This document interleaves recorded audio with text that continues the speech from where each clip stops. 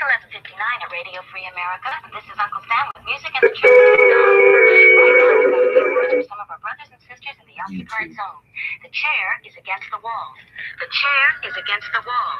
John has a long mustache. John has a long mustache.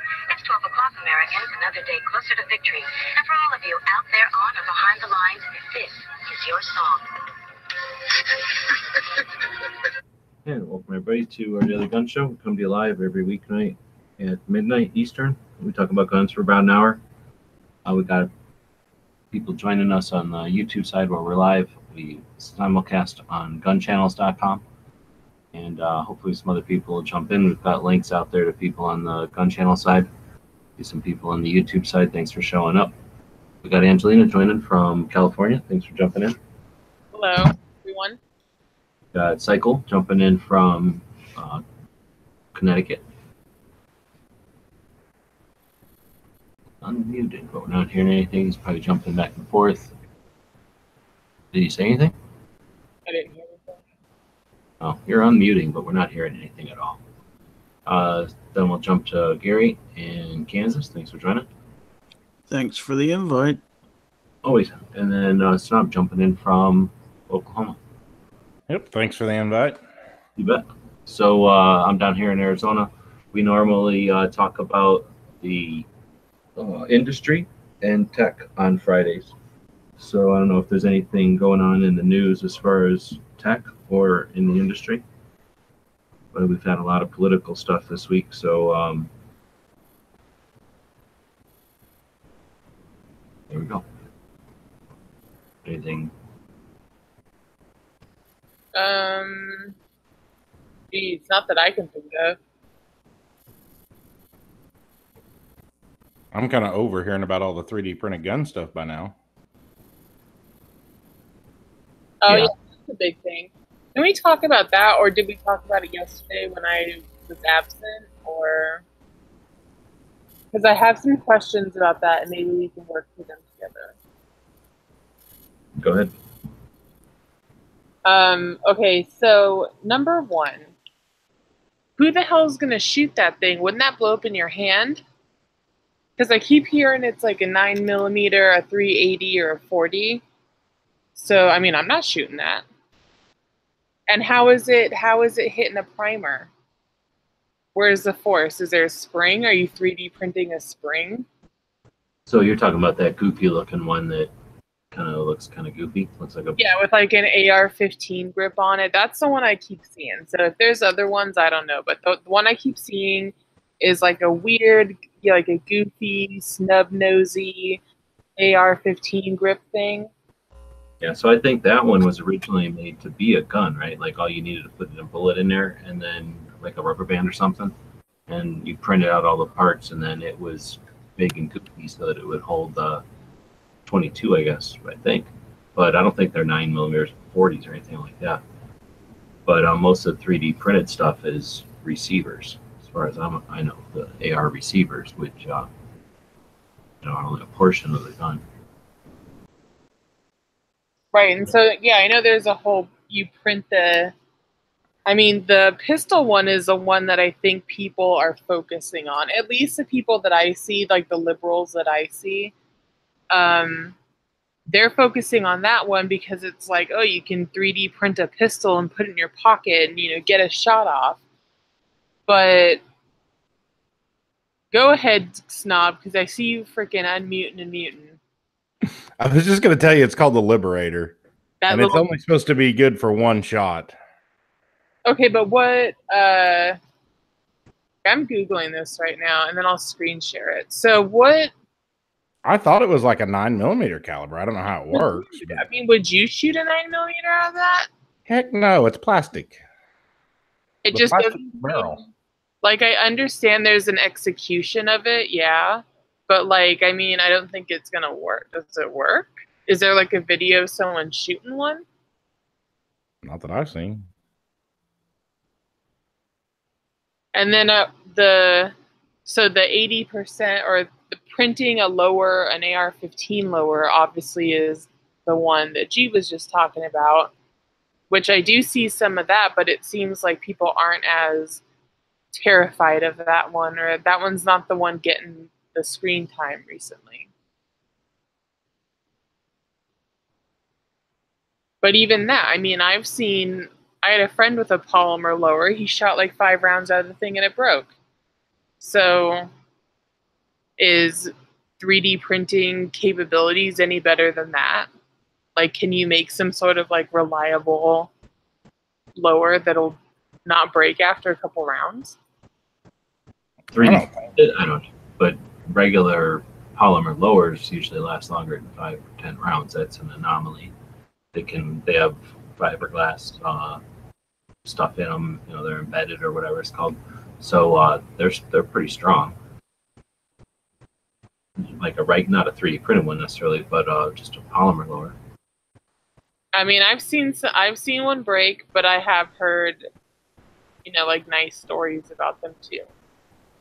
So the pistol though, I didn't know people were concerned about that pistol. It's like you said, that's the one that's like, so if you scroll through like a liberal's feed, that's what you're seeing, because that's the one that everyone's like terrified of right now, because that's like straight up a gun. Okay. Yeah, and it's supposed to be able to go through a metal detector and all this, supposedly. Oh yeah, so it's okay, great. So why are they scared now? I mean, that's been a concept since that one movie with Clint Eastwood, I think. But if they're worried about people printing that thing is huge. It is not small at all. I guess, I don't know. So their concern, I guess, is on that 3D printed pistol thing more than the lowers. I thought it was about the lowers, like Glock lowers, AR lowers. I don't know, but I seen something either on Facebook or Instagram earlier today that was talking about why would a criminal want to print this when he can go buy a stolen gun for a third or an eighth of the cost of buying a printer and doing all that. So why does it even matter? Yeah, that's a big point that people are making, that those printers aren't cheap. It's not like a $50 printer you pick up at Walmart and you're printing, you know, your Glock 40s all night. It's like kind of an expensive thing that requires a little bit of a skill. And if you're going to print plastic guns, are you going to shoot plastic bullets? They're Syntec. Still going to have a case and primer. Somehow. It's got to go through the metal detector that's metal. Yeah. And don't be doing rational, logical arguments about stuff like this. You just waste your time. Well, what my main freaking question is has this been shot? Like, has someone actually shot a round out of one and it didn't blow up in your hand? And then maybe like... This is hardly news. I mean, this all was explained, or like they all dug into this whenever they first came up with that plan. But yeah, he was doing all kinds of videos and stuff about shooting it back when he invented it. It was years ago, right? I don't know. I mean, I don't really follow this kind of thing until now, really, I guess. But, and then there's a whole, the first and free speech code is free speech that FPC has been posting a lot about that. So I think it's a very interesting issue, this whole plastic gun thing. Well, I think it's been going on a while. I think the most interesting part of this is, especially the senators from Connecticut, the guns they hold up are AR-15s. And there's no way you could make a plastic AR-15. I mean, they already have polymer lowers, but, you know, they're saying, oh, it's undetectable. Well, you know, if it doesn't have a steel barrel and you put a 223 round through it, you've just built yourself a little plastic pipe bomb is basically all you've done. So it's the total irrationality of this whole thing. You know, 10 years ago, they were saying, oh, the Constitution only covers, the Second Amendment only covers one-round guns. And here these guys have these one-round single-use guns, and they're losing their friggin' minds. I don't know. Well, the Constitution really meant really long single-shot guns, like back in the pictures. So they didn't mean the handguns, because they didn't need those to, you know, for the military. military grade plastic pistols. Well, anyway, yeah, that was just my little. I still want to know how it strikes a primer. I just found a picture. Hold on, let me screen share. All right. It's a breakdown of it. See if I can. Oh, here we go. See, it's almost like it's plastic springs wound, I guess. I don't know. There's a roofing nail sitting there, it looks like. Wow, and that's really strong enough to. But it's just that this looks like I don't know, is that a 22? I can't even tell what that is. Is it? Zoom in. You can hold the control key on your keyboard and then scroll the wheel on your mouse. Oh. There we go. Let's see if I can pull it. Maybe like a 380. Yeah, it may be a 380. It's got a rim, or like a rimless cartridge, not like a 22. But see how thick the barrel is? Which, I mean, you'd want it pretty thick. Use the AR grip for scale. Thing's way bigger Yeah. than AR lower. Oh, yeah. AR, it's bigger than an AR lower with the big knobby thing that sticks out the end. And that's just because you need that much mass, and that would take forever. That's, you know, there's different ways to print. That's probably like the best print possible in order to get the most density out of that plastic. And right. Big.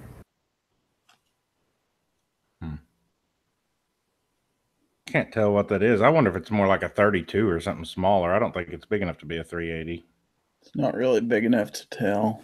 Yeah. Yeah, they needed to put a dime or a quarter on the table so you have some sense of scale. Yeah, I don't know. It's pretty neat though, but I don't really have any use for one. Yeah, I mean, I'm not really interested in getting into 3D printing for that, but interesting. Shit, I mean, legal wise, it's interesting precedents being set and interesting rulings and legal analysis. So it's, well, people have been able to make their own guns for decades, though. This is no basic change. All it is a little bit different technology. And you know, the same guys that wouldn't go out and buy a Bridgeport to mill their own barrels and you know, drill their own barrels, you know, these same people are not going to start running out there and buying printers. I have a hard time believing you're going to buy a $300 or a $500 printer and make something that works halfway decent. I mean, it looks to me like we're talking much more serious equipment. Yeah, I think those are several $1,000s for these printers. Yeah. And if you're going to do that, Jesus, go buy a Saturday night special. You have more rounds. Go buy an NAA for God's sake, you know, and put 5 rounds of 22 Magnum in it. Well, I don't know why you would. I just don't see the benefit. And I mean, I think it's neat that they can do it, or that you can do it now, but I don't see the benefit in it. If you're going to build a cheap throwaway gun, build a slide fire shotgun on a, plumbing pipe. well, I mean, I guess it's like a technology advancement, right? So just like, oh, you can print this and not have to like do metal things. Yeah, and maybe in 10 years it'll be something that's actually, viable, but right now it's not. Yeah, if they can't handle regular bullets, I don't even want to know what's going to happen when you start firing plasma rounds out of them. Oh my God. I just feel like if someone was like, hey, shoot this plastic pistol, I'd be like, nope. You go ahead. It's a hobbyist thing, it's like me with the ham radio, I'm looking to try Packet, and it's like, well, why do you need Packet? You got the internet. Well, because it's just something to play with. It's just something to screw around with. And that's what a lot of this stuff is all about. And somewhere, yeah, there'll probably be some guy in some basement someplace that comes up with the next cool thing in gun technology. And he'll either get rich or the big companies will take it over, but everybody will benefit. And thinking that this is, it's the whole thing again is, if you let people be free, they all turn into evil criminal killers. That is the liberal mantra. You can't be free because we don't trust you to be free. And I'm so offended by that. Yeah, but I mean, liberals like that kind of stuff. They like all the takeaway that makes them safe. But, I mean, they're just dreamers, I guess. Pants said on the Gun Channel side that they're printing metal in the aerospace industry on multi-million-dollar printers.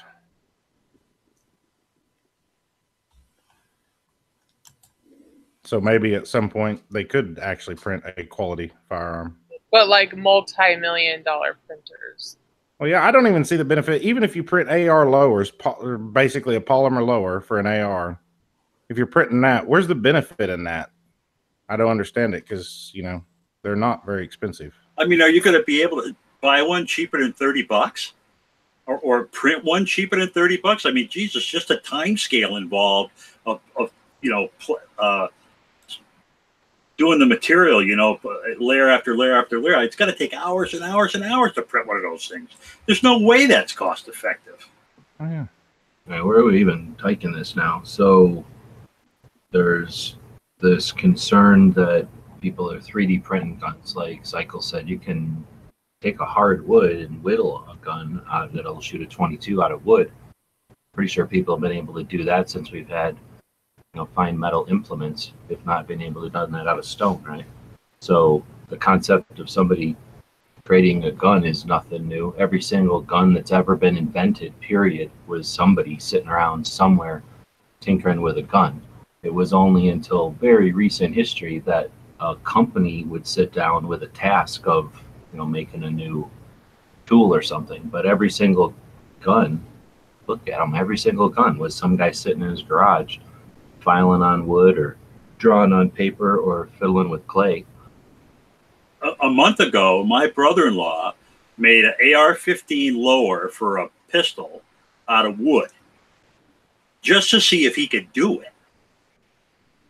And yeah, he had to put some reinforcing aluminum bits at the top, but all the lower, it's all made out of wood. And it works like a champ. I couldn't believe it. He actually made it into a pistol, and he turned it into a bolt-action pistol. And he brought it down to the range the other day. He was showing it to me, and it's like, yeah, bang, bang, bang. You know, it works like it's supposed to. It's hilarious. I want to see a picture of that. That's pretty cool. So it's actually on Facebook. Let me look around and see if I can find it.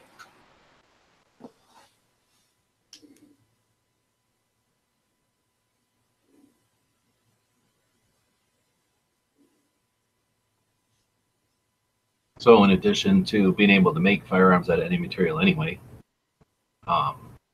hijackings are, I guess, a thing.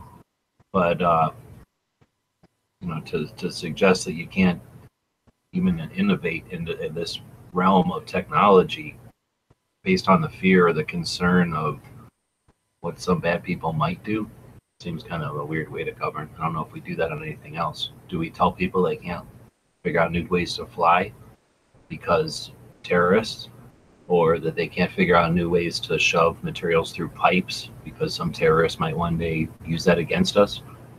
Can we not learn new radio stuff because terrorists? I mean, how come they get to persecute innovation and tech whenever it has to do with firearms? Well, you know, I just started reading that book we were talking about the other day, Glock America's Handgun. That's basically what he did. He just started in his garage, piddling with it. It's something no one had ever heard of before, and he built it. Kind of the same basic idea. And he came at it with the knowledge of a material that no one had really applied to it before. So if we're going to tell people, hey, take this new tech and don't apply it to these are already violent enough, then how does that help anybody?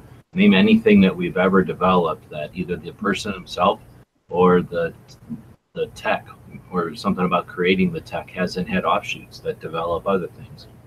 So it just doesn't seem very consistent with their logic to suggest that you can't develop tech. Well, I think it's just came to the point that the gun grabbers are just whatever they can find to go after, they'll go after it. If they think they can get, a win on anything, they're going after whatever they can. Yep. Because every second matters. Do we get to dismiss it as, oh, those crazy gun grabbers, they'll take anything they can grab? Or is it possible that they have unified direction and a goal in mind, and these are steps that take them to that goal? If you want to call that a slippery slope, or if you want to take it nibbling, or if you want to take it compromising until extinction. But I think we do ourselves a disservice if we assume that it is luck. If it's luck, great, but I think we would do better by assuming that they're doing this with intent and strategy. Or am I crazy? Am I paranoid? No, they're totally grabbing, but they're methodically grabbing, because everything. What's like they always say, no one's coming for your guns, crazy gun nuts. We're not grabbing your guns, but you just regulate everything around the gun until the gun's the last thing left. Well, right now they're just with this. They're just regulating the technology to advance guns, so they can stop it there. Well, yeah, but one day you're going to be able to buy a 3D printer at Best Buy that prints out like a Glock quality lower, and where you won't even be able to tell the difference between something off the factory and something you. And that's right. Right, but that gun isn't any more dangerous than any other lower. You know what I mean? It's the hardware on the top that makes a difference. It's the barrel and the slide and all that other stuff. And you don't see anybody putting out the repeating firearms out there or semi-automatic firearms out there because they just can't do it. I don't know if that link in the group chat works or not, but if you go to Facebook and you search for wooden lower, if you look, it's also known as Project Woody. You might be able to find his some pictures of the pistol that he made. Well, yeah, I mean a 3D printed gun, an 80% lower, a wood lower, whatever. They're no more dangerous than any other gun. It's just that the government doesn't get to regulate that one, and that's what they don't like. Yeah, I totally agree. And I really think that they see this, the gun grabbers per se, see this as something easy to grasp onto right now. And, whenever they can get a win anywhere they can get it, they're going to take it. And they think this will be an easy win for them. Well, have you heard the, horror stories that they say about this whole thing? Like what the liberals are spreading around? Oh, yeah. How you can, you can walk through TSA and all sorts of stuff with this gun. Oh, yeah. Basically, it's just like you're going to go home, you'll print out, a 3D pistol in 2 seconds, and then you'll go and you'll have it in your pocket. Anyone can have a gun, within 5 seconds at any time. So it's like they paint it as what it's not.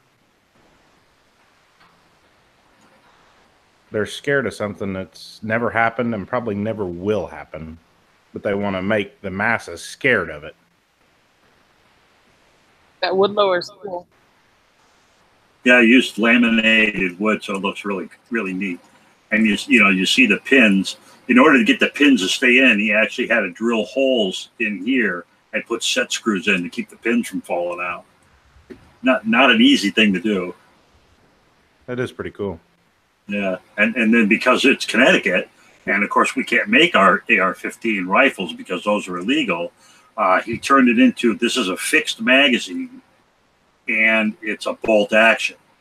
So that gets him around the rifle restrictions. And obviously, since the lower is not named, it's not a named lower, he gets away with that. And I like the Spartan, the little Spartan symbol he put on it too. Pretty cool.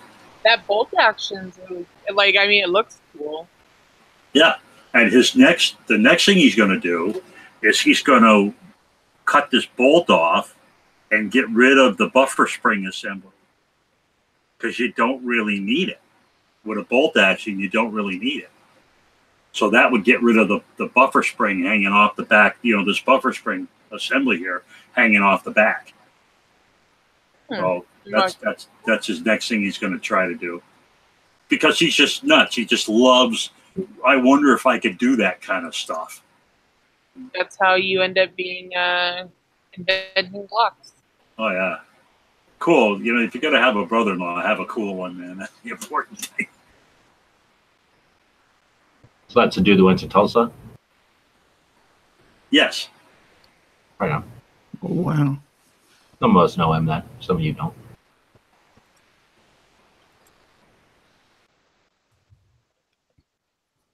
I just don't get why they're freaking out over the 3D printing things, because I mean, just like that, it's probably a lot more cost effective than the 3D printed. Because again, this is, I don't think it's just like they have no rationale. I think that it's, they get to persecute gun owners, which is always effective because we're not effective at taking black eyes and dealing with it and moving on. We glitch out exactly on schedule, exactly when they want us to. I've used the analogy that we're a giant punching bag. They know they can come over and punch us whenever they want. So there's that aspect to it. They don't lose anything on their side politically for demonizing the gun owners as trying to abuse a 3D printer. So if somebody just casually takes a look, they go, "Oh, those gun owners, now they're, you know, they're exploiting 3D printers to be evil and violent." So they get a win right there. And then they keep people who are good and clever and doing their thing from getting into guns. So if you watch some of the stuff on YouTube, because that's a good insight to these clever people, right, that exist, and they share what they're doing out there. Some of them are celebrities, but a lot of them are just regular smart people that just have always done interesting things. I mean, think of like Tesla and Edison and stuff. Those are just regular people. We happen to know about them now after history, but in real life, they were just weird people in their shops doing things because they were curious and trying to figure out things. Every once in a while, they made a couple of bucks. But there's people like that all over the world right now, right? And YouTube lets us take a look at them, and you watch some of their YouTube channels, and it's frustrating and discouraging because they won't even touch a gun. They're scared of guns. There's laws. If they don't have any interest at all, then they don't even bother because of those laws. So I don't think it's just the anti-gunners are grasping at straws, or it's just another thing they can do, or it's just a frustration for us, or it's just another way to keep us from actually pushing the line back the other way on things like the 4473, or why people with disabilities are meant to have to carry around firearms the same way as someone who's completely young and fit. It's ridiculous. So that they can keep us from fighting them by throwing stuff out there. But I think it's important for them to keep the guns like a mystified thing, and a thing that has a lot of bureaucracy, and something that only the extremists would think about using this for a gun or something. I don't think it has anything to do with the practicality of it, or I don't know, even, I think it effectively stops innovation, but I really don't think that's really their goal. I think their goal is really just to stop people from attempting guns at anything, not just attempting to build guns with a 3D printer. I think you're absolutely right about that. But I don't know. There's meetings and stuff that I suppose gun people get into to keep track of what's going on the anti-gun side, but I've never seen any summaries or any kind of, I've never done any research on it either, though. So if there's stuff out there, it might be. It's one of the reasons I like to go to the big events in the industry, because you get people like John Lott, Chris Knox, who I think be Jeff Knox. Anyway, I forget which one of the brothers, but anyway, they, you get to talk to them, and they have 100% a lot more information about what's been done or what research is out there, and find out if there's been any kind of like I guess big review of the anti-gun strategy. I mean, did Bloomberg just sit down and throw however many millions of dollars? Not that much money for him, but it's a lot of money. Does he just literally throw that out there and throw it at his employees and say, go screw with gun owners, go try to make me famous, go try to prevent violence, like save children? Does he just throw that money down, or does he have some overall goal in mind? And then is there people that are tracking that? And if so, are they recording it anywhere? I mean, there's the political people who have a lot of money, but they have multiple political things. I don't know too many of them that are strictly interested in guns or anti-gun. And again, do they ever let their hand show when they're talking to their own people? Like, this is my overall goal in 30 years. I want no guns, and this is how I'm going to do it.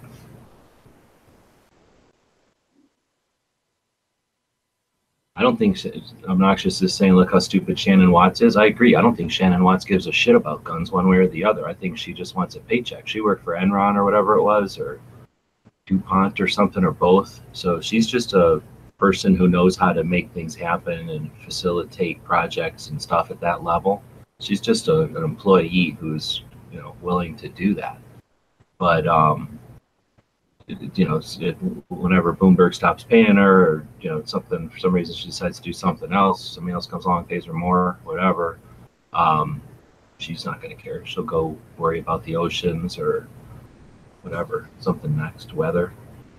Well, I kind of personally feel like we have someone in an organization we all support that does that same exact thing. And What do you mean? you know, no, Wayne LaPierre and Chris Cox stuff. I think they're just there for the paycheck, and whoever was paying them more, they'd go to them. Oh, I wish. No, I wish that was the case. They've been doing it for too long. I think they've definitely got, you know, their little thing down. I don't think they hate guns, but they certainly like the debate. You know, No, I don't think they hate guns, but I think they like the money more than they like anything. Yeah, no, but I guess if I was going to say, I think they like this little fight for some reason, because if they just wanted money, I'm sure somebody would have come along at some point and said, here's more money, right? Like, you've been effective. Look how much money you made. Let's go make some more. But maybe not. Sure. I don't know. Maybe he's super ineffective and he just happens to be able to do what he's doing there. So I'm actually saying there's no strategy but money thrown at it. I mean, I hope so, but I don't know. I'm curious if anybody's ever done any kind of study on the anti's strategy. I think they have a really good strategy, unfortunately. I just think they start whittling wherever they can and just keep growing and keep making guns. What's the word I'm looking for? Basically, look bad if you own guns. I can't think of the word I'm looking for right now. Like unpopular or looked down on, yeah. Like, yeah. Well, they demonize us. It's gun owners are the reasons that there are criminals. Right, because there wouldn't be any criminals if people didn't own guns that the criminals could steal and use and stuff. You know, it's ludicrous. It's absolutely ludicrous. So they're willing to accept a future that would be less violent, because with our, you know, if we were to give up guns finally and quit being so violent ourselves, right? So now, you know, any gun violent thing that any violence that happens with a gun by its owner right now is, you know, a gun owner. So that's a violent gun owner right there. Now, if somebody picks up a gun and uses it, they might not have been a gun owner, but it's because of a gun owner had a gun that violence occurred. So you're right. When they see a future with no guns at all, then all they can see is, like, you know, all of us gun owners are somehow non-violent. We're not gonna, you know, it was the guns that made us violent, and yeah, no other violence will happen.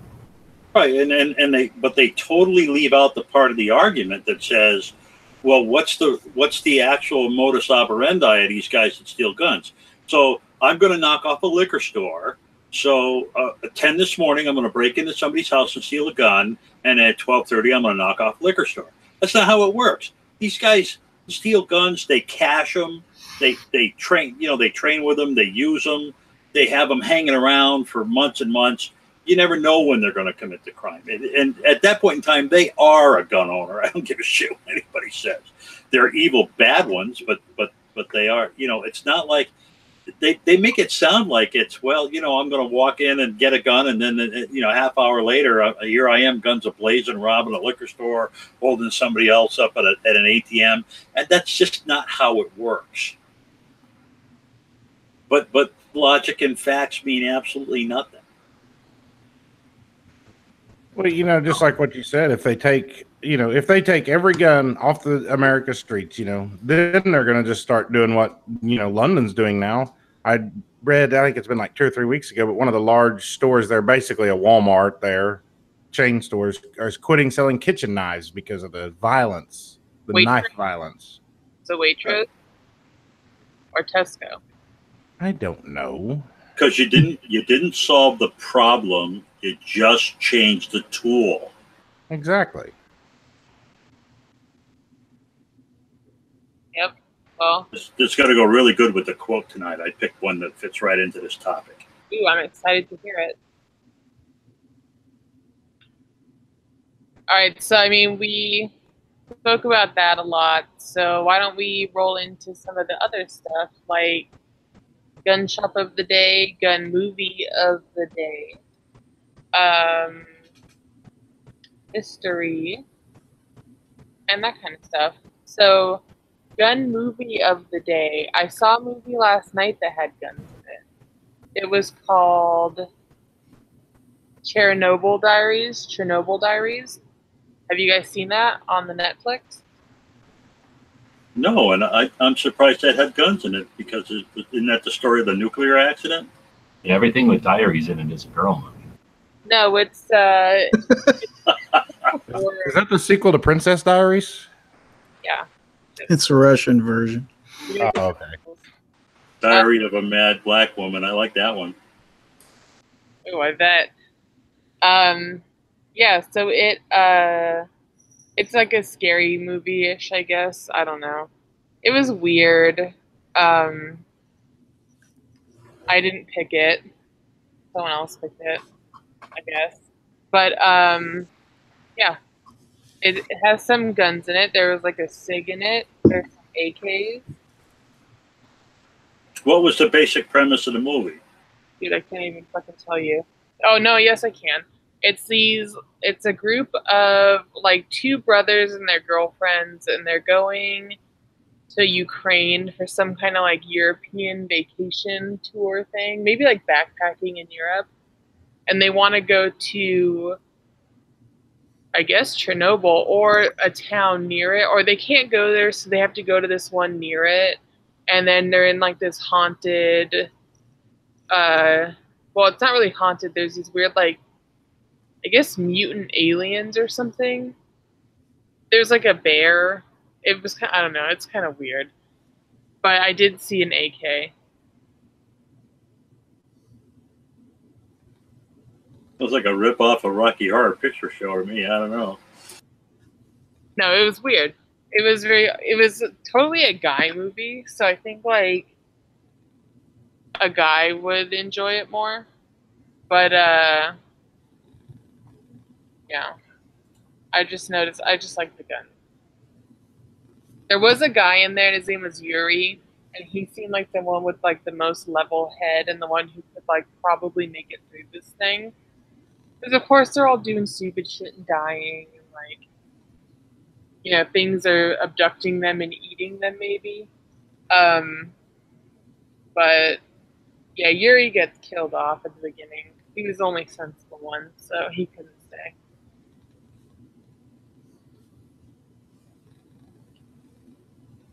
What was the name of it again? Chernobyl Diaries. Okay. Are you gonna read the synopsis? I was going to Google it. Oh, okay. So has anyone seen it besides me? Nope. Nope. G-Webs? Oh no, I go out of my way not to watch movies that have diary in the title. Oh, well, I'm, number one, I'm gonna unsubscribe you guys from the nail polish tips, because obviously you don't care. But, yeah, so for the first time, I'm the only one that's seen the movie, and I explained it like shit, I'm sure, but maybe watch it. Maybe not. It was very, it was one of those movies where even though it was kind of bad, it was kind of funny because it was so ridiculous that it was kind of worth it.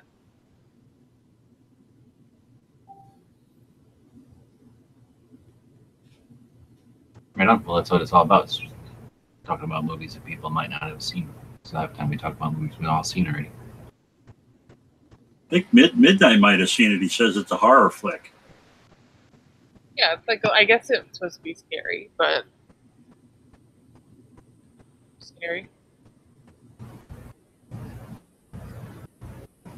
Oh, what's that dog doing there? All right, so one of the reasons we do the show every single day is so that we can feature a new gun shop every day, gun museums and shooting ranges as well. So this is one of the gun museums in Cody, Wyoming. And Chris posted this on his Instagram. Looks like he took his dog to a place called the Cody Dug Up Gun Museum. And I've only seen pictures from the outside. I think Dead Horse told us about it too, to make sure to visit it. But this is what it looks like in there. So as you can imagine, a bunch of guns that they found out in the wild. And they have a obviously cool look to them. Looks like they've got some stuff from Europe, unless they found this out here. I don't know. It's like a PPSH though. Kind of neat. On a skull. We find them out in the desert out here quite a bit, and often they've got rounds in them like that. And that's what it looks like on the outside. So, yeah, it was very cool. I've definitely had that on my list when I go to Cody. I'm going to check it out. It's just down the street and around the corner from the big museum, but it's a separate entity. And now we've had a chance to see what the inside looks like a little bit. That's pretty cool. I like It that. is kind of cool. I feel It is bad really for Chris, because you know how frustrating it would have been for him. He would have been like, can I stick this on a tree? Or like, can, if there's a rusty knife I can jab in a tree and then balance the gun on? But he still managed to take these pictures, so he was able to control it, I guess. Yeah, just think 100 years from now when people start cutting down the trees around where Chris lives and they find all those knives stuck in them and the Glocks hanging in them and all that. Yeah, exactly. It'll be like one of those deals. They'll be opening up a tree gun store just like this. Well, the good news is it's a Glock, so it'll, you just wipe it off and shoot it. Good point. And there's a dog in this one, so there you go.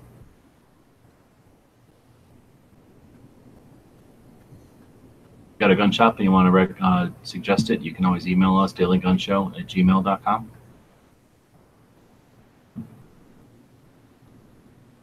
Sweet. So are we still doing member of the day? Sure. All right. So today's member of the day. We'll go to the gun channel side. Is it loading? Look at this. Chernobyl Diaries is the best movie I've ever seen on Netflix. Who That's said that? That person obviously don't get out much. Very cool. Oh, Lord. It was just Troy. He's just sucking up to Angelina. Oh, maybe. All right. So our member of the day today is John Z.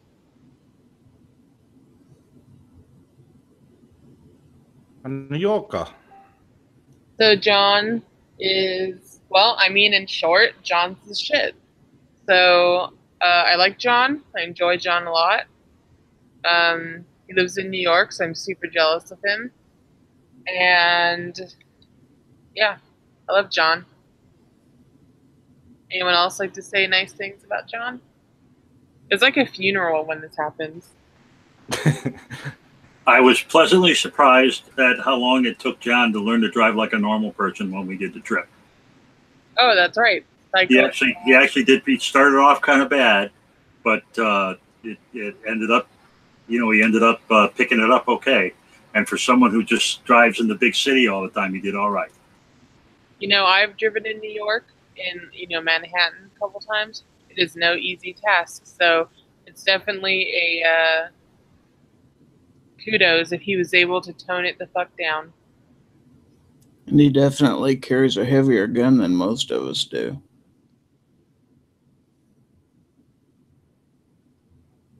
Yeah, next time we'll have to get him a 3D printed one so it's a little lighter. Yeah. And a little bit of trivia. We have a thumbnail on the show today that is one of the cats John trains at his Kung Fu dojo for kittens in New York. Yep. Those cats are really something to see. All right, so let's move on to history, which is my personal favorite part of the day. So the first one, which I thought was kind of the coolest one, was 1892, Lizzie Borden. She did her accent.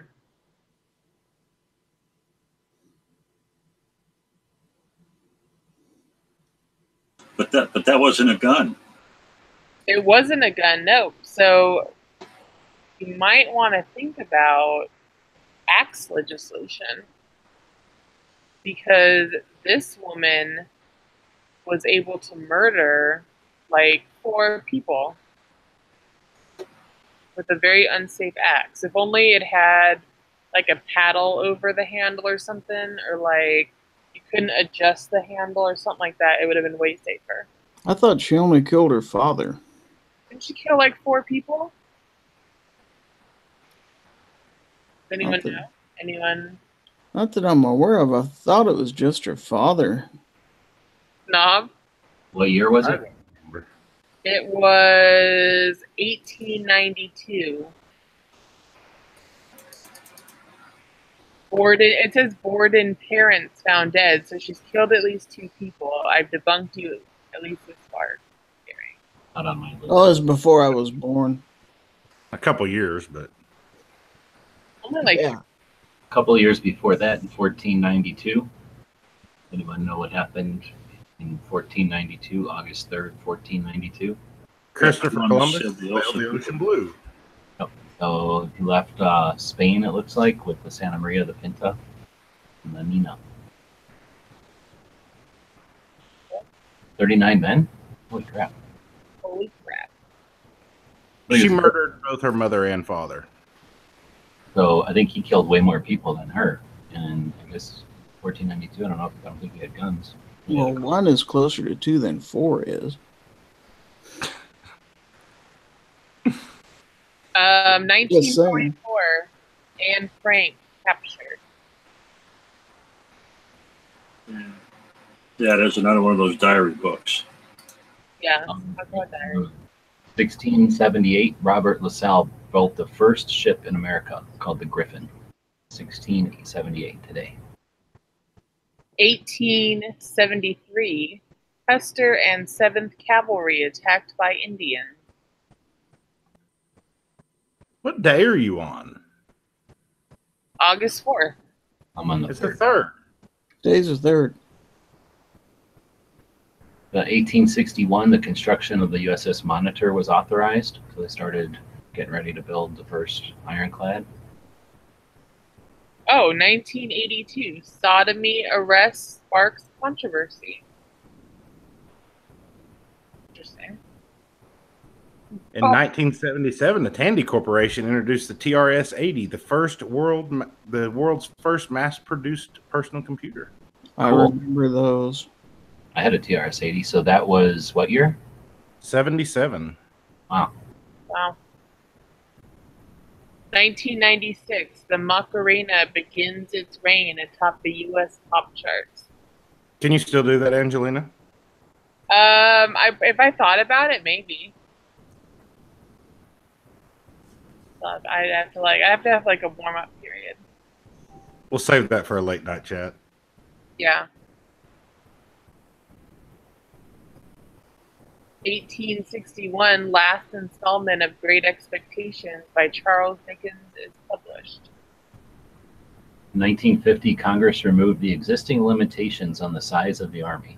The Army issued an involuntary recall of 30,000 enlisted men from volunteer and inactive reserve to report in September. Oh, okay. So the Congress said that there's no limit to the size of the Army, so they recalled 30,000 back from the inactive reserve. Imagine that was for Korea.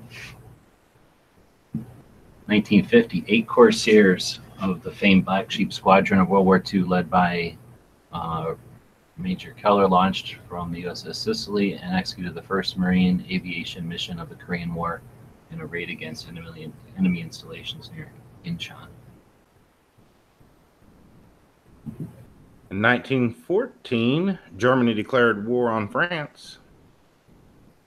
Are the Corsairs the coolest plane from World War II?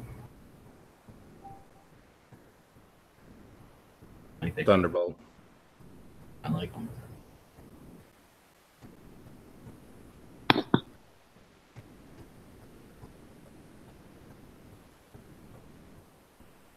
(1965) CBS News shows pictures of men from the 1st Battalion, 9th Marines, setting fire to huts in a village 6 miles west of Da Nang, despite reports that the Viet Cong had already fled the area.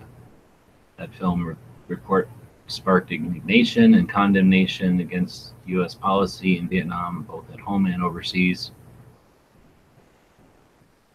Department of Defense announced that it was increasing the monthly draft from 17,000 to 27,000, and then to 36,000.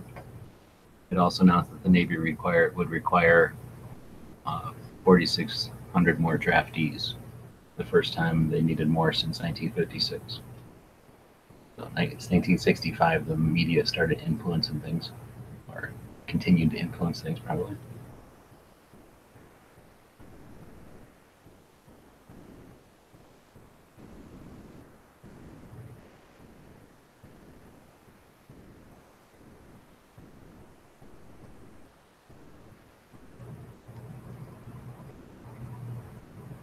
Two Medal of Honors awarded today.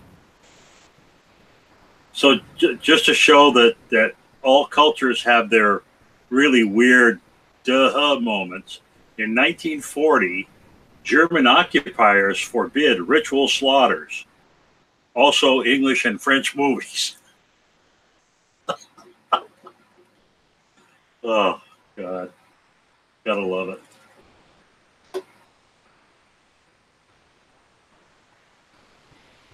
All right, well, we're winding down, but let's remember that some weird shit's happening in California. We've got some different videos and posts happening from people that are talking about police doing door-to-door confiscations, door-to-door like valuations of firearms are in compliance, I guess.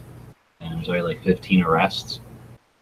So fortunately, that's going to be something to pay attention to in California.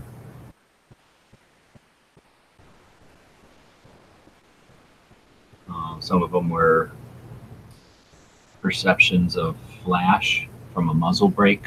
So some of the arrests aren't just blatant violations as much as attempts to comply, and then law enforcement scrutiny that classifies a muzzle brake as a flash suppressor, for example. So did this just come about today? Because I haven't even heard about it, but I haven't been online at all today till tonight. I started seeing the post today, but evidently the initiative or whatever has been around for a bit. It's been going on, but it's as these people are getting arrested and the word's getting out, it's becoming more. The word's getting out. I think kind of in a rush today or in a flood today, more than it has. I've been busy all day and hadn't been online hardly at all. I mean, it's tough to keep track of all this stuff, and we've talked about it on Every Second Matters that there's efforts. We're always continuing to work at that. Unfortunately, we don't have one referee or one coach or something to let everybody know where to put everything. So as far as catching up on or keeping up on California stuff, I think FPC does a pretty good job. Firearms Policy Coalition, they go by Gun Policy on Instagram, and they do a decent job of keeping people aware of what's going on. A little bit of entertaining stuff, but for the most part, not too much extraneous stuff. Then the California, what is it, CA, I don't know what that one is. California, somebody will have to help me with that one.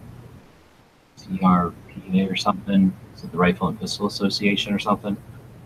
Again, they do a pretty decent job of letting people know about the important stuff that's happening in California. Unfortunately, California strategy, the antis in California, their strategy is to just bombard with anti-gun stuff so that it's difficult, if you try to follow what's happening there, there's just constant new threats. So it's definitely a challenge to keep up with all that stuff.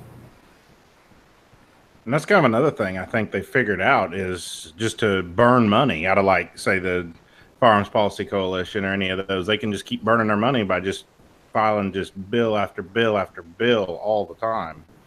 Yeah, they can, like say, burn through all of our resources and all of our attention and all of our, best intention, really. You can only deal with so much stuff, and we're not all paid lobbyists, and unfortunately, it's up to us. Nobody's going to make it easier for us. It's up to us to figure out how to be aware of what their initiatives are, and then allocate resources appropriately, and hopefully come up with a system where we can keep people who are interested in efforting aware of where to put that effort, and ideally some way that people can see, I don't know, what needs work, or what's the hot spots. So so that not up to one or two people, but people can jump in and put their resources where it's necessary, and then when it's appropriate to the next concern.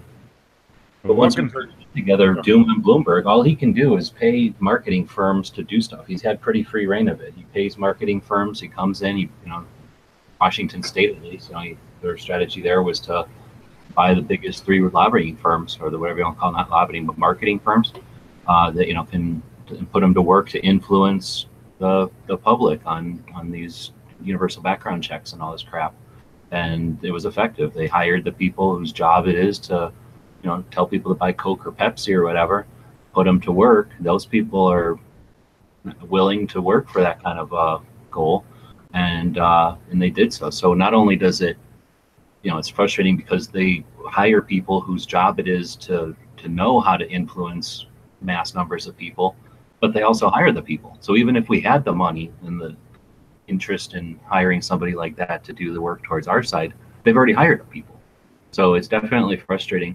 But like anything, there's always an angle, and that's the thing. I see it as the major flaw in Bloomberg's strategy, is that all he can do is pour money. He doesn't have people on that side that really care, that really are interested. So once we've got our shit together, and once the people who are interested and have serious motivation from a core belief, they're from their core, they have an interest in this. Doom on him. He can't pay money to affect that. Once we've got our shit together, and once we're able to put our resources effectively where they need to be, he can't. There's no way to put money towards that. It'll require that side has the same number of people or the same amount of ability, and that's going to be really difficult for a bunch of people who aren't really all that interested in the goal. I suspect 90% of the anti-gunners right now just hate Trump, and they hate Trump for anything. And if they hate Trump because of guns, great. One thing that really worries me about the California stuff is when people like around, my area say, oh, just forget California, Well, no, you can't forget California, because what happens there bleeds over into Washington and Oregon, and then it's eventually going to bleed to the rest of the country. So we have to try to stop it there first. I think it's important to start, to attempt to stop things there, because like you say, that's where the blood is coming from. But the more work we can do there that's effective, that happens where it's necessary. It happens in front of the people that are the ones who keep pushing. Once they see that they're not able to push, that's psychological win also, right? They keep winning, and we keep winning in Washington. That doesn't help California. They still feel emboldened. If we can have a couple of more wins in California, that's got to be psychological for the people in California too, to see that their efforts are effective. Plus, not to mention the amount of voters alone that are in California. So if we can win a few of them over. We've put effort into figuring it out. I think it came up to 7 million gun owners in California, like the of age voting gun owners in California. 7 million of them. There are a lot of gun owners here. Clint is saying, I wonder if they're going to be checking out the guns in Compton or East LA. Yeah, good point. And go set up in areas where there's tension, or are they just going to do it where it's, I don't know. No, of course not. The cops are going to go to the predominantly white conservative neighborhoods where people are law abiding, and they're not going to give them a lot of shit. Right. Well, okay, there's that thing that the Daily Shooter said that's been going around that everyone's like posting right now, and he does not live in a predominantly white, predominantly upper middle class area. Well, his theory is that they are looking at the people who complied, people who registered, and they're going to go verify their compliance, I guess. So that's the first thing that they've got, the police have. And then they're going to go supposedly, or maybe, I don't know what he's trying to say, But they could potentially, I guess, go look at all the 4473s and anything that was sold as an any or sold as just a lower, right, a receiver. They would go check on those people next. So they'd have some direction based on paperwork when you buy from an FFL. But I don't know. I mean, that sounds like it could happen, but realistically, there's a lot of 4473s. They're all paper for the most part, and there's not enough human being officers to go even go to the stores, let alone then search through, even if it was just the last couple of years worth of 4473s, looking for the ones that were just sold as that little narrow category, and then compile names, which I don't even know if that's legal, and then take that and follow up on it. I mean, that would be a massive, monumental task. So I don't know. I mean, it sounds easy on paper, but these aren't computerized records for a reason, so that it's not. You're so wrong about that. It's not funny. I mean, Connecticut has its own registration system for guns. We have to fill out our own forms on top of the 4473s, and they have lists of all the guns they believe you own. Okay, but does California have that? I understand that some states have that. Well, I'm just saying California is the bellwether. I would be shocked if California didn't have something very similar. From what I mean, don't you even have to get a permit to purchase a gun, for God's sake? No, we don't need a permit to purchase. We pass a safety test, and then you hold a card that is good for 5 years. But from what I've heard, yes, there is a list like that. Like when they come a knock in, they have a list of guns that they are pretty sure that you own. I mean, have I seen it firsthand? Nope, but I've heard it. Like someone said that to me, so I mean, is it true? Is it not? I don't know. But the whole thing with the DOJ going around and checking out rifles, from what I understand, there's no like first-hand report of that. It's all like third party. So I don't know if that's even true or what about that. But well, the first-hand guy would be in jail, right? He wouldn't be the one telling you. Well, yeah, but who's in jail? Or who's that? I mean, that's not in California. They catch and release all the time. They have this new law, so I mean, they allegedly started doing this like a month ago. So someone would have to be out of jail by now, telling their story, or someone's cell phone video or something like that, or a wife or a spouse or whatever, right? Kid, a wife, a spouse, someone's Ring camera on their front door catching them coming in, or I don't know, something. I mean, I'm not saying I don't think it exists, but I'm just saying from, a couple people I've talked to, everyone kind of says, well, I haven't seen any like firsthand reports. It's always like, oh, my cousin, or, oh, this dude or whatever, something like that. But there has been, like, I have seen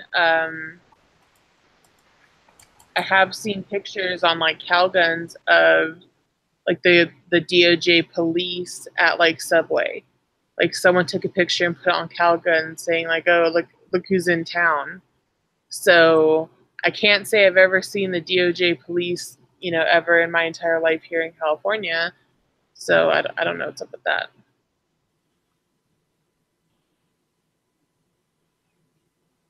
Well, when they put a pistol, you guys have universal background checks now, correct? You can't just sell individually anymore. What do you mean? Like if you were going to sell a gun to Zorro, you'd have to go to a gun shop. You're not allowed to just sell a gun to another person. Yeah, absolutely. Yeah, if Zorro and if I was going to sell a gun to Zorro, you would have to meet me at a FFL gun shop. We would have to fill out the form, and the 10 days and everything still applies. So what that means is that if you bought a gun and they are aware of it and they come ask you for that gun and you say, oh, I sold it or I lost it in a boating accident, that's not like a get out of jail card. You got also a law, I think, that says you have to report lost or stolen, right? Yeah, now you have to report it lost or stolen. But when I sell it to Zorro, so there's the federal, background check, and then there's the DROS, which is the California thing. So that's their dealer record of sale. From how it was explained to me was that the state of California has a list of every pistol that comes into the state. So the pistol goes, it goes from Glock to Joe's gun store. Joe's gun store sells it to Bob Smith. Bob Smith sells it to, his grandson Tyler Smith, and Tyler Smith sells it to some guy he doesn't even know, Dan. But the whole time, California knows where this gun is. So Okay. that's what I heard how that works. Yep. So I've So got- when it happens, you don't get to say, "Oh, I don't have that gun," or "I misplaced it," or whatever. Especially when there's a law that says you can't misplace a gun; you have to report that it's stolen. Well, There's a now lot there is, Yeah. now. there's a- you can't lose it. So if they come up and say, "We think you have XYZ," and you don't have XYZ or a receipt, a legitimate receipt, moving XYZ to the next person, hello, jail. Yeah, well, allegedly, from everything I've heard in the gun store, because I have sold a gun myself, the legal way at an FFL, and I asked, like, hey, so is this pistol now not associated with me? Like, does the state know that even though I bought this, I've now sold it? Because we were doing it all through the state, and they said yes, that the serial number now goes to him. So what if you just say Zora wants to loan you a gun? Do you have to go through that mess just to borrow a gun? You used to be able to like loan your guns as long as whoever you were loaning it to was like, legally able to own a firearm. But now you cannot. Really? Yeah, because you could, hey, I want to take my buddy's, revolver to the range. Oh yeah, here you go, just bring it back. That was totally fine. But now you can't do that. So you would have to go through a dealer and do the waiting period just to borrow somebody's gun. Mm-hmm. There's even something where if you have your gun at like a gunsmith or something for an extended amount of time, you have to redrose it back to yourself to make sure you can still own that gun. Like they re-background check you basically. So if your gunsmith has your gun for 6-7 months or whatever, you then have to pay $25 and go through a background check again to get your gun back from the gunsmith. And again, all these things make it tedious and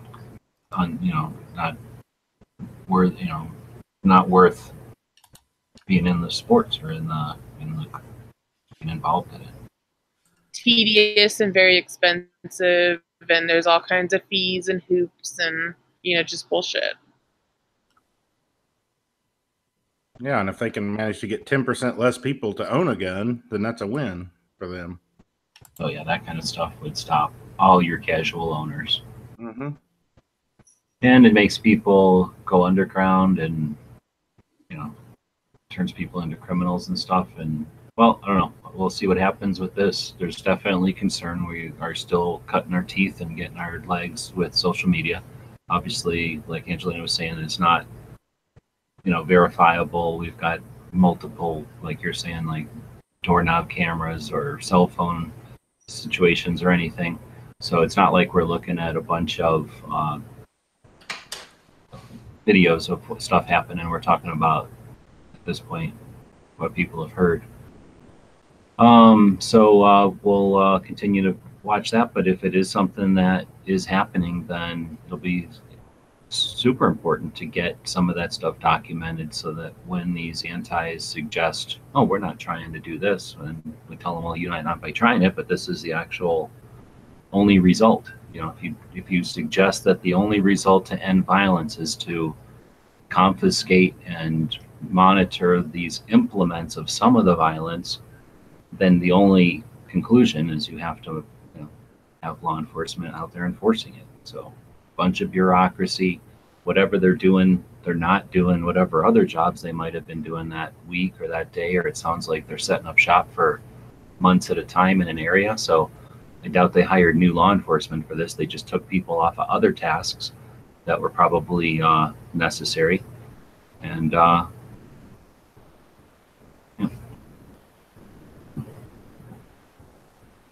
Well, so anything else? Is Uh, anybody doing a chat after this? I don't think we have live chats in the evening, in the late nights anymore. It's too bad. We used to have live chats in the evenings on gun channels. I might possibly. Someone said something about hanging out, but if that's not a thing. It says Dead Horse has a 3D printing, reloading parts, guns, ammo, and 2A going live after the daily gun show. I don't know if there's going to be links to that or what, but it looks like that's going on. Yoder posted something new on the front page about the gun confiscations in California. It's a 2-minute video from Guns and Gadgets. Is he in California? Guns and gadgets? I don't know. I don't think he's in California. Then Zorro posted something from the Daily Shooter up there too. So, like I say, let's not get too concerned. But on the other hand, social media usually does get things at the beginning of the, information getting out there. So, we'll continue to watch that. It's a Friday, so Travis will be doing Caliber Corner tomorrow morning over on Gun Channels. Has anybody checked out the main page of Gun Channels recently? Earlier today, I posted a thing on my gear Instagram, which are basically trying to suck up for a free harness for the dog. And Dead Horse posted a link to me, and he says, "Hey, check out this harness." Let me see if I got the link still. He goes, "Check out this harness," and it's someplace called One Tigress, and there's this $31 harness. So I'm looking at it or whatever. I click on video. Look at this. It's Travis's video on their website. So Travis's mom bought him one off of this website, sent it to him. He did a video on it. And I don't know if he even knows that they've got his video up as their video review. So he did a pretty decent review, showed all the parts and whatnot. And then he puts it on this little corgi dog at the end here. And he likes it. So it's kind of cool. Plus the little corgi dog has, let's see if we can get to it. Has a little Gun Channels patch over here. Oh. So he's repping Gun Channels on his video. So that's super cool. So that's an instance where, it all works together.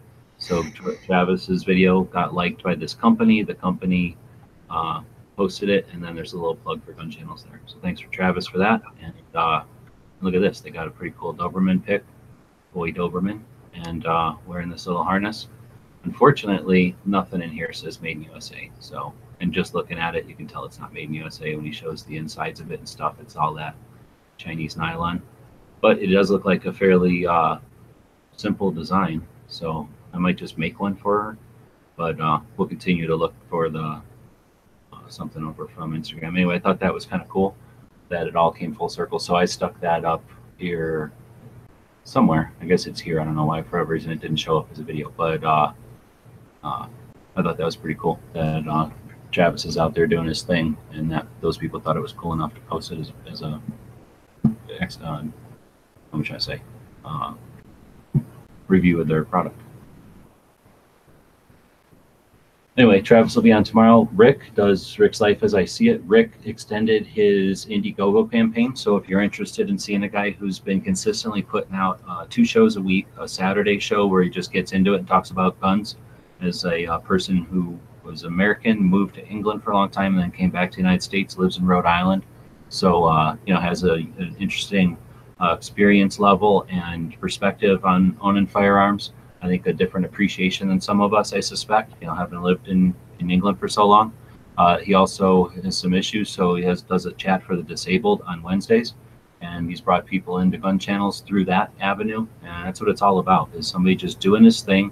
I doubt there's very many, gun shops or manufacturers out there that are like, hey, let's have a old guy with a couple of cats from Rhode Island just chat about guns for an hour a couple of times a week, and let's throw money at him. That ain't going to happen, but he brings value to the whole thing. He's out there doing his thing in real life, chatting with people about guns more than likely. So he's trying to take his stuff up to the next level and create some merch, I guess, some stuff that he can send out and stuff that people can use to promote his products or projects. And those are going to be on Indiegogo, or that is on Indiegogo. He extended that campaign, so I'm going to go grab the link to that and we'll throw it out there.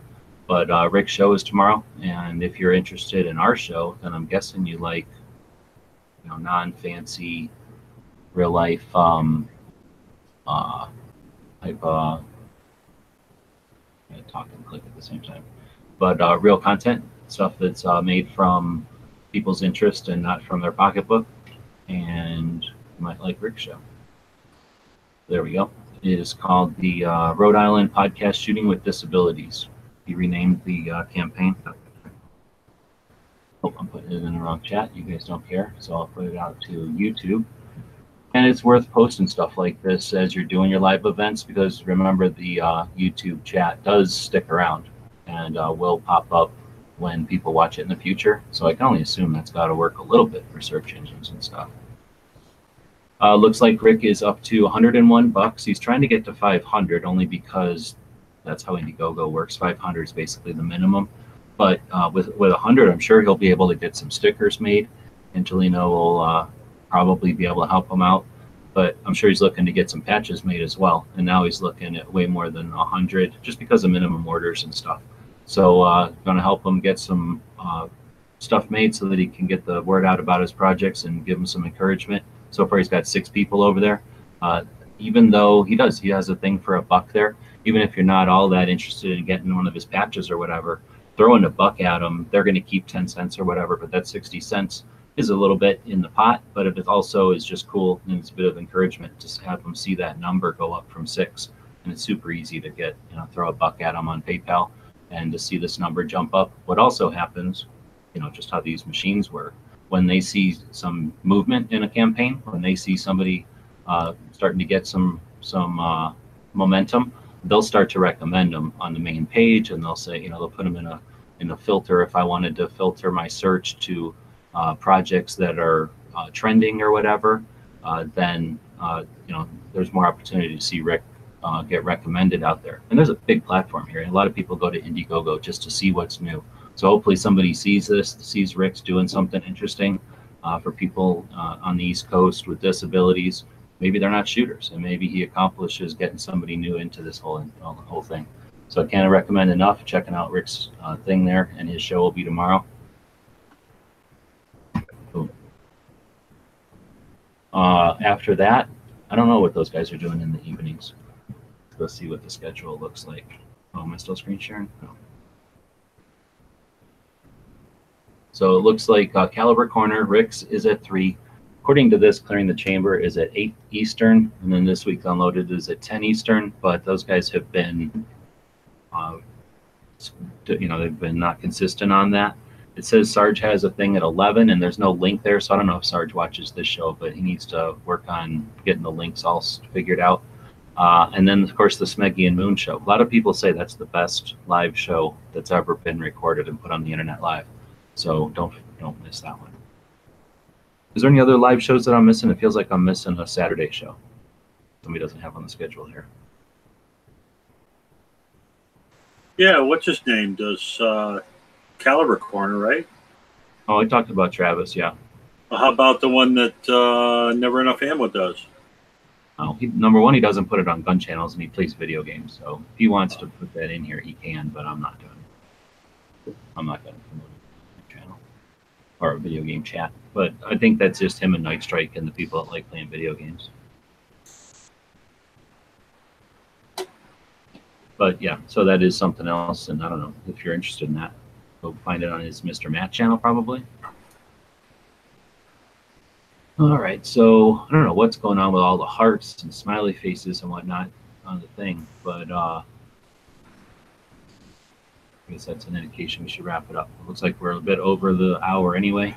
So thanks everybody for joining us. It's been a weird week. I'm really hoping to finish the cards up so I can get those to the printer and put more effort on this show again, and that'll be changing the format up to a 20-minute show or 15-minute show every day at noon. And then we'll either play that show or reference it in this midnight live complement to it. So I appreciate everybody who's been patient with that kind of, what are we calling that, format transition here. But we are, like the gender, the format of this show is fluid. So you can't judge us, and you're racist if you judge us.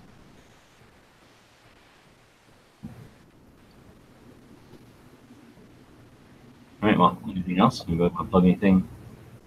Can we head out? Yeah, watch the new Star BM video if you get a chance. I saw it. That was good. Pleasantly surprised. Buy things from AlanAnchor.com. Star BMs better than CZs. What we're hearing. They're definitely cheaper. Oh yeah. What did you say, Angelina? I just said buy things from AlanAnchor.com. Like that deal where if you buy patches, you get stickers? That's genius. Oh, yeah, that's a pretty good one. And I guess this weekend, any orders posted this way, we'll get a free patch. It's an idea for Are you now underwater, or are you traveling through like a space warp portal or something? Because it sounded weird. I'm actually on a boat. Oh, well, then that explains a lot. Yeah. Oh, try to go inside of the cabin of the boat and yell. All right. I'm in the cabin. Can you hear me? Much better. Yeah. Yeah. So this weekend, any orders placed will get a free patch. And I stole that idea from gear websites. I would say that's pretty cool. It almost sounds like somebody's stealing ideas off other people, but that's fine. Mm-hmm. Here's what I'm doing: free decals. All weekend? No, I really ain't. But here's what I am going to do. A long time ago, when we first started Gun Channels, actually, there's a place called Demerit Wear. They do a bunch of patches that are like merit badges, but like funny or ironic or something. Right here. Anyway, I was going through stuff and I found a bunch that I had not yet given away, and that's what they're for, is to give away. So what we're going to do is put a bunch of them. Well, we're going to do like a free patch Friday, except we're going to steal off what Angelina's doing and just whatever. And coming up here, anything you buy from the store will come with a free demerit badge as well. And I got a bunch of them, so it'll be just a random one, or maybe we'll do something. If somebody were to buy something like during one of those shows, then they can pick from the pile or something. Maybe I'll put a picture up of what I've got. But I think they sent us like the whole selection like a couple of years back, and I have a dozen of them still. Awesome. Well, be on the lookout.